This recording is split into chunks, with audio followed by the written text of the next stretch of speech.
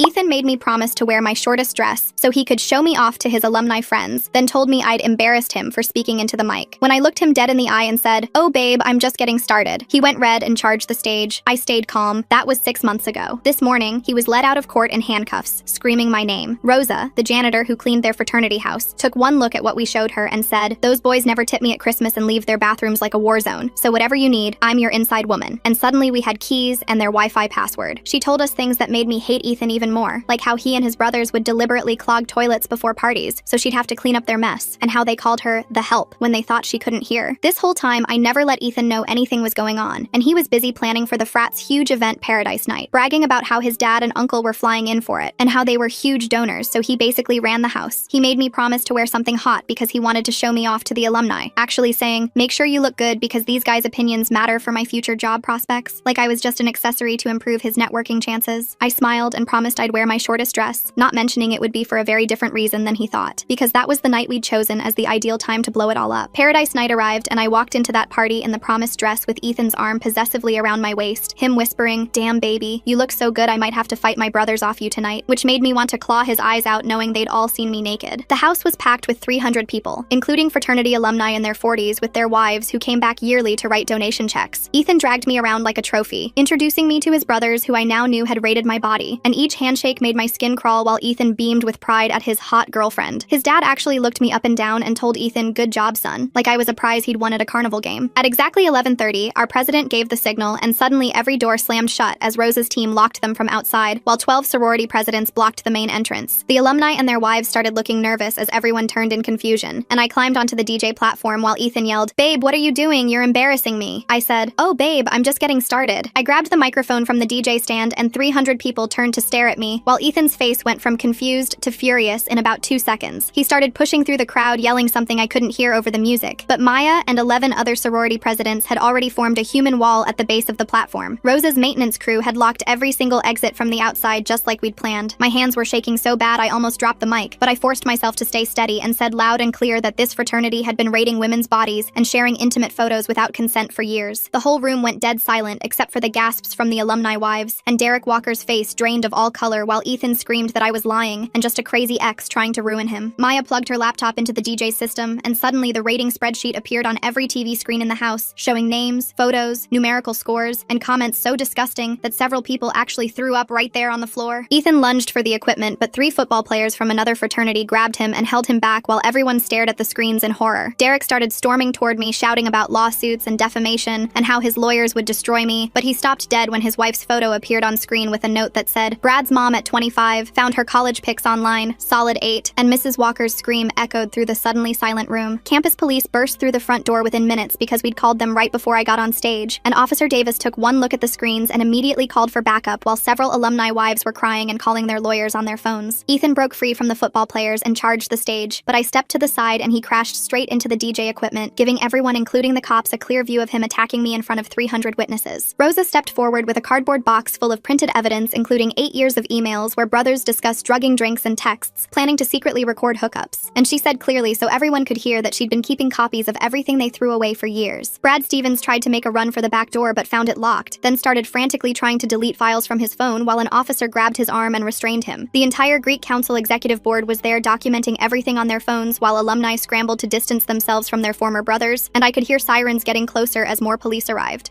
I sat down on the stage steps because my legs wouldn't hold me up anymore, and Maya put her arm around my shoulders while chaos erupted around us with people screaming and crying and trying to leave through the locked doors. She whispered that we did it, but I could see Derek already on his phone probably calling someone powerful, and I knew this was just the beginning of what was coming. The next morning, I woke up to my phone practically exploding with notifications because the video of Ethan attacking me had gone viral on TikTok with 2 million views already, and hashtag Paradise Night Exposed was trending nationally. I had 847 missed calls, mostly from numbers I didn't recognize, and someone had already created a Wikipedia page about the scandal with screenshots and everything. I stumbled to my kitchen to make coffee with shaking hands, while Maya sat at my table fielding calls from reporters who'd somehow gotten my address and were already gathering outside. My parents were driving down from Charlotte after seeing the news, and the apartment felt way too quiet after last night's chaos, even though I kept checking the locks every 5 minutes knowing Ethan was in custody, but still feeling paranoid. My phone buzzed with a call from Jessica Torres at the Title YX office demanding I come immediately, her voice sharp like I'd done something wrong. Maya drove me there with the lawyer my parents hired, and we walked into that cold office where Jessica sat behind her big desk looking annoyed. She started talking about how I'd created a PR nightmare for the university until our lawyer cut her off with legal terms that made Jessica's face go pale. The next morning, Derek Walker held a press conference on the steps of the business school, calling me a disturbed young woman seeking attention while announcing his $3 million donation to the fraternity. Within 2 hours, my high school yearbook photos were all over Instagram with people calling me ugly and desperate and worse things I can't repeat. Rosa texted that they'd put her on administrative leave for helping us, but she'd already given everything to 3 different lawyers and her union rep was ready to fight. 3 days after Paradise Night, I tried going to my economics class, but everyone stared and whispered, some giving me thumbs up but others shaking their heads. My professor pulled me aside after class asking if maybe I'd be more comfortable finishing the semester online, which felt like being pushed out of my own education. The fraternity's national chapter announced they were doing an internal investigation while keeping the charter active, and Derek's donation suddenly made the university very interested in mediation instead of prosecution. Officer Davis found me outside the library and quietly warned that campus police were being told to focus on how we broke into the fraternity instead of their actual crimes. She slipped me her personal cell number and told me to document everything, because the administration couldn't be trusted anymore. My parents checked into the Hampton Inn near campus, my mom crying when she saw the online comments while my dad kept making fists and unclenching them. They begged me to come home to Charlotte, but I refused because running away would mean Ethan and his brothers won. 2 days later, Ethan got released on $50,000 bail and immediately posted a video saying I was just jealous he was leaving me for someone less dramatic. He showed old texts where I'd said I missed him, but left out his replies where he called me his property and said I belonged to him. A week after Paradise Night, 12 more women contacted Maya's sorority with similar stories about the fraternity, including a young professor who said Brad had stalked her for months. The stories were all the same: hidden cameras, shared photos, rating systems, threats when girls tried to report anything, going back at least 10 years. Maya's apartment became our meeting place where we all sat in her living room sharing what had happened to us, the air heavy with anger and pain. One girl named Sophie lifted her sleeve to show bruises Brad left when she'd told him no at a party last month. Suddenly, my public humiliation felt small compared to what these guys had been doing to women for years, without anyone stopping them. The next morning, my phone buzzed with an official email from the university saying they were investigating all parties involved in the Paradise Night incident. Jessica from the Title IX office sent a formal notice that I could face expulsion for accessing private property and conduct unbecoming a student. My stomach dropped reading the words while Maya called everyone to warn them the school was turning this around on us. Rosa keeping evidence for years makes me wonder what else she knows about that house that hasn't come out yet. Her comment about them calling her the help suggests there's a deeper story here about how these guys treat people they see as beneath them. Within hours, Rosa's union filed a massive lawsuit against the university for putting her on administrative leave after she helped us. 3 days later, she walked back into work wearing a bright red shirt that said, "I stand with survivors," which made the remaining frat brothers literally turn around and leave when they saw her. The news picked up the union story, and suddenly Rosa was on every local channel talking about how the school tried to silence her for helping victims. I went home for Thanksgiving break, but couldn't eat anything at dinner while my aunts kept asking if I was okay, and my uncles avoided eye contact completely. My younger cousin pulled me aside to show me a Reddit thread with 10,000 comments dissecting every detail of my life, including old photos from my high school yearbook. People were arguing about whether I was a hero or just another girl seeking attention, and some comments made me want to throw my phone across the room. The day after Thanksgiving, Maya called saying the forensic analyst she hired had recovered deleted messages from the fraternity group chat. The messages included detailed plans to drug drinks at Paradise Night and photos that turned out to be of girls who were minors at the time. The FBI got involved immediately, and agents started showing up at people's houses asking questions about the fraternity's activities going back years. Derek's law firm sent cease and desist letters to all of us threatening defamation lawsuits if we kept speaking publicly about what happened. That same afternoon, I walked out to my car to find the driver's side window smashed with a brick sitting on my seat wrapped in a note that said, "Drop it or drop out." Campus security said they couldn't find anything on the cameras, which seemed convenient since those cameras worked fine when they wanted to catch students drinking. December 1st, I was sitting in the coffee shop when a woman approached saying she was from a survivor advocacy group and wanted to help. She asked really specific questions about our evidence and who else was involved, and something felt off about how she kept pushing for details. Maya ran her name later and found out she was actually a private investigator hired by Derek's crisis management firm to get information from us. I got back to my dorm room that night to find my roommate packing all her stuff into boxes. She said her parents didn't want her involved in drama and were making her switch rooms immediately. The room felt huge and empty with half the furniture gone, and I realized this was exactly what they wanted. 2 days later, I had to go to a mandatory Title IX hearing where Jessica let Ethan's lawyer question me for 3 straight hours. He asked about every guy I'd ever dated and whether I'd been drinking at Paradise Night and why I stayed with Ethan if things were so bad. Jessica sat there letting him ask whatever he wanted while cutting me off when I tried to explain the pattern of abuse at the fraternity. I left that office sobbing, which someone photographed through the window and posted online with captions about me being unstable. That weekend, Sophie tried to kill herself after Brad's family hired a PR firm that painted her as a scorned woman making things up for revenge. She survived, but her parents pulled her out of school immediately, and we all knew they'd count that as a win. I installed security cameras in my dorm room and started changing my walking routes to class every day. Officer Davis said it was necessary because Derek had connections everywhere, and we needed to be careful. I never walked alone anymore and checked my car before getting in every single time. time. The constant fear was exhausting, but stopping wasn't an option now that the FBI was involved and more victims kept coming forward. December 7th started with my phone buzzing nonstop as 3 of my professors emailed asking me to meet them immediately about serious academic concerns. Professor Mitchell showed me the anonymous emails claiming I'd been paying other students to write my papers and copying test answers from a cheating ring. The emails included fake screenshots of text messages where I supposedly admitted to cheating and bragged about fooling my professors. I spent 4 hours in different offices defending every single assignment I'd turned in this semester while my professors looked at me with doubt. Professor Mitchell finally admitted someone from the Board of Trustees had called him personally suggesting he should reconsider my grades for academic dishonesty. My hands shook as I walked back to my dorm, knowing they were trying to destroy my academic record along with everything else. The next morning, I woke up to 47 missed calls and my roommate crying while showing me her phone screen. Someone had hacked my Instagram overnight and posted nude photos that weren't even me, but looked close enough to be believable. The account bio now said explicit things about what I'd do for money with my phone number listed for contact. My grandmother had seen it before the account got taken down and called me sobbing about how ashamed she was of me. The screenshots were already spreading through group chats with my full name tagged so any future employer Googling me would find them. I threw up 3 times that morning while trying to file reports with Instagram and campus security, who said there wasn't much they could do. Maya found me that night curled up on her apartment floor, unable to stop shaking or crying from the weight of it all. She held me tight while I sobbed into her shoulder for what felt like hours without being able to form words. The tears wouldn't stop coming as everything from the past weeks crashed down on me at once. She stroked my hair while I whispered maybe they were right, and I should just drop out before this got worse. Maya gripped me tighter and said that's exactly what they wanted, which is why I couldn't give up now. 3 days later, Rosa texted me urgently saying she'd found something huge while checking maintenance requests at the fraternity house. She'd discovered work orders for hidden cameras installed in all the common areas, which was completely illegal and violated privacy laws. The cameras were supposedly for security, but the angles showed they were positioned to record people in compromising situations. Rosa took photos of everything, including the serial numbers, before they could remove the evidence we'd need for court. She also found receipts showing Derek had personally approved and paid for the camera installations using fraternity funds. My therapist documented everything during our session that week as my mental health continued falling apart from the constant attacks. She wrote detailed notes about my symptoms, including nightmares, panic attacks, loss of appetite, and hypervigilance that indicated PTSD. Her clinical assessment stated I was experiencing deliberate psychological torture designed to break my will and force me to withdraw. She said she'd testify about the documented harm if this ever went to trial, which felt like the only good news I'd gotten. By December 13th, Maya noticed something important while organizing all the harassment documentation we'd been collecting for weeks. The attacks followed clear patterns with digital harassment always happening on Mondays, like the Instagram hack and fake messages. Institutional pressure came midweek through professors and administrators getting anonymous tips about me. Personal threats and physical intimidation ramped up every weekend when more people were drinking and emboldened. Maya created a detailed timeline showing the coordination required to maintain this kind of sustained campaign against me. 2 weeks later, I was studying in the library when sirens filled the air, and I saw federal agents swarming the fraternity house. The FBI raid happened fast, with agents carrying out computers, phones, and boxes of documents, while Derek stood helplessly on the lawn. They found evidence on the seized electronics of a massive ring sharing explicit images between fraternities at 12 different universities. The investigation had expanded beyond just our campus into something huge that could bring down entire Greek systems. Within days of the raid, 3 fraternity brothers contacted prosecutors offering to testify in exchange for immunity deals. They revealed Derek had known about and actively encouraged the rating system, saying it built brotherhood bonds and loyalty. One brother provided emails where Derek called it a tradition that separated the weak from the strong members. Derek's wife filed for divorce the same day the testimony details became public through court filings. The 17th brought my first survivor support group meeting that my therapist had been encouraging me to attend for weeks. I met women who'd fought similar battles years ago at different schools with the same patterns of harassment. One woman rolled up her sleeve to show me scars from stress-induced autoimmune conditions that started during her case. She warned me the trauma lives in your body long after the case ends, and court victories don't erase what happened. Her hands shook slightly as she talked about still having panic attacks 5 years later in crowded rooms. Finals week arrived, and I forced myself to take each exam despite my grades already dropping from everything that had happened. My economics final was a blur of formulas I could barely focus on while wondering if people recognized me. Chemistry went better, but I knew I'd dropped from an A to probably a C at best this semester. Each test I finished felt like a tiny victory against everyone trying to force me out of school. I turned in my last exam knowing I'd passed everything even if barely, and that had to be enough for now. 2 days later, my phone rang from an unknown number, and when I answered, this guy said he worked at Derek's dad's company and had something I needed to hear. There's something really strange about how organized these attacks are. Maya finding that pattern with Monday digital harassment, Wednesday institutional pressure, and weekend physical threats. That level of coordination makes me wonder who's really pulling the strings behind all this systematic targeting. He sent me audio files of Derek at some work party bragging about how his dad was handling that lying bitch who tried to ruin my son, and then talking about money they were giving to certain people at the university. The recordings were totally legal since we're in a one-party consent state, and the guy who sent them said Derek had been treating the staff like trash for years. I forwarded everything to my lawyer, who immediately sent it to the Department of Education, along with with all our other evidence about the university covering stuff up for years. Within a week, they opened a formal Title IX investigation into the whole school and put Jessica on administrative leave while they looked into how she'd been handling assault cases. The news spread across campus like wildfire, and suddenly people who'd been too scared to speak up before started coming forward with their own stories. I went home for winter break feeling like maybe things were actually changing, and for the first time in weeks, I slept through the whole night without waking up screaming. My dad had put security cameras all around our house, and my mom screened every phone call that came in, which made me feel safe enough to actually rest. Christmas was quiet, but good, with just us three eating Chinese takeout and watching old movies while I tried not to think about what was waiting for me back at school. When January came and I had to go back for spring semester, I found my car in the parking lot covered in red spray paint spelling out "Survivor" across the windshield and hood. Instead of being scared like they probably wanted, I just felt this rage building up because they thought they could still intimidate me into silence. But I wasn't that person anymore. I took pictures of everything and posted them online with the caption, "They're so mad I won't shut up," which got shared thousands of times within hours. Maya saw the post and organized this massive protest that brought out 3,000 students, all demanding the fraternity get permanently shut down. When Derek tried to come on campus to meet with his lawyer, the crowd formed this human wall blocking his path while chanting, "No means no," over and over until campus security had to escort him away. The video went viral, and suddenly the university couldn't ignore what was happening anymore, so they brought in a new Title IX coordinator from outside the state. She actually listened when people came to talk to her and started real investigations instead of just filing reports away like Jessica had done. Within her first week, she found 47 previous complaints against the fraternity that had been buried or dismissed over the past decade. Meanwhile, Rosa got promoted to head of custodial services after her union threatened to strike if the university retaliated against her for helping us. She used her new position to make sure none of the evidence we'd collected mysteriously disappeared from storage like had happened with other cases before. Everything seemed to be moving in the right direction until January 12th, when I woke up at 2 in the morning to someone pounding on my apartment door. Through the peephole, I could see Ethan drunk and swaying while screaming about how I'd ruined his life and destroyed everything he'd worked for. I grabbed my phone and started live streaming while calling 911, and in the video, you can hear him yelling, "I only shared those photos because bros deserve to know what they're getting," which was basically him admitting to everything on camera. The cops arrested him for violating the restraining order, and the live stream went national with news outlets picking it up and running stories about fraternity culture and revenge porn. His lawyer dropped him the next day, saying he couldn't represent someone who kept incriminating himself publicly and making the case impossible to defend. 2 months after Paradise Night, I was sitting in my therapist's office when I realized I hadn't cried in over a week, which felt weird after months of breaking down daily. She called it post-traumatic growth and said my body was moving from crisis mode to processing mode, but to me, it just felt like exhausted determination to see this through. That same week, our legal team dropped the big one, filing a RICO suit that basically said the whole fraternity was a criminal organization with Derek as the boss pulling strings. The paper said we were asking for $50 million